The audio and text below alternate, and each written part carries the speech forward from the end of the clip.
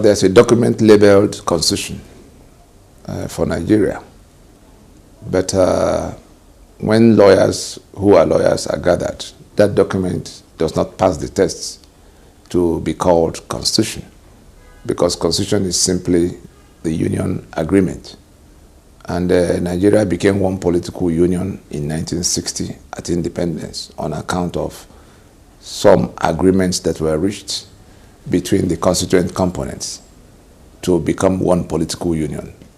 And those agreements that were spelled out in Lancaster House in 1959 eventually were products of the discussions that happened all through 51, 52, 53, when something extraordinary compelled a choice to be made on the kind of union, on the kind of partnership the otherwise independent regions that the British had governed separately will be entering at the point the British will leave. And the crux of that agreement, of that union agreement, was that there will be a federation of autonomous regions. The Western region, we remember, had their own constitution as far back as 1957, while those discussions were already going on, because what I said about 1953-54 was when the push for independence had come to the point where one of the ringleaders, Enohoro, moved the motion for independence on the floor of the parliament.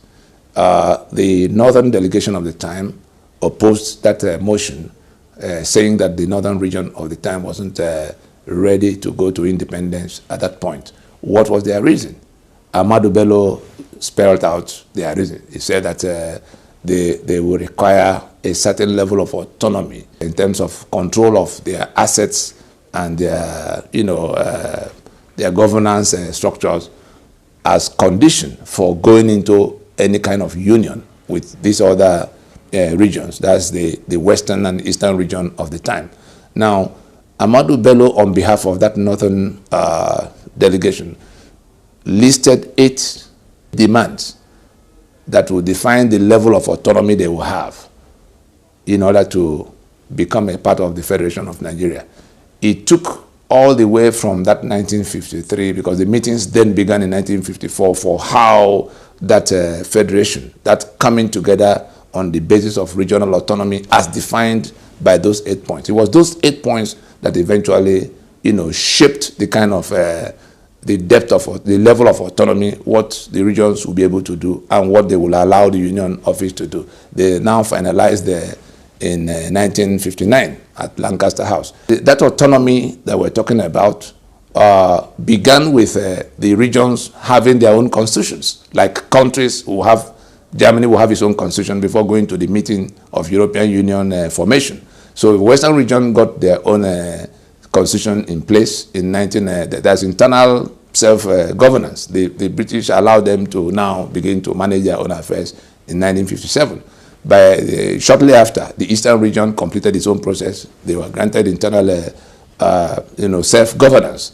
1959 was when the North finally got their acts together and had their own constitution, and therefore their own internal self-governance. These 3 units then went to Lancaster House to finalize the terms by which they would become one country at independence upon the departure of the British. That was what delayed our independence from the time the motion was moved in 1953. And therefore, that level of autonomy in which the assets of the regions belonged to the regions, and they only contributed to the upkeep of the center for the limited responsibilities they delegated to the center. The center was their union office. It was their own creation.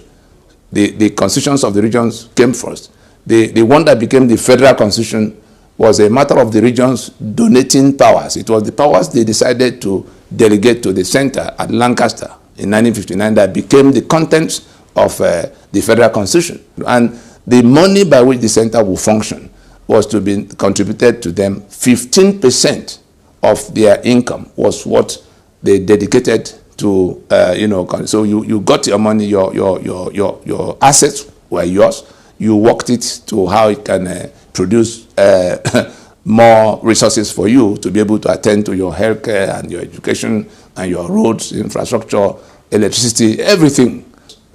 We saw what Awolowo did in the West, scoring a lot of firsts. We saw what M.I. Okpara did in the East, putting Eastern Nigeria as the leading the leading economy, the fastest growing economy in the developing world at the time. Everybody built their own infrastructure. The Oji River power plants that have been shut down now for over 30 years was built by the government of Eastern region of the time, powered by coal and powering all of the industrial designs of Eastern region of the time, including Port Harcourt. Oil and gas came later. The North also, they went into their own, they did agriculture, they did hides and skin. You heard about granite pyramids. When Western region built a university in Ibadan, the East built, the East built its own UNN, and then the North struggled and built Ahmadu Bello University. That was the kind of healthy competition that was going on at the time. Everybody trying to outdo the other, but it translated to only one thing: development for the people. And you prioritize what you wanted. And so, if you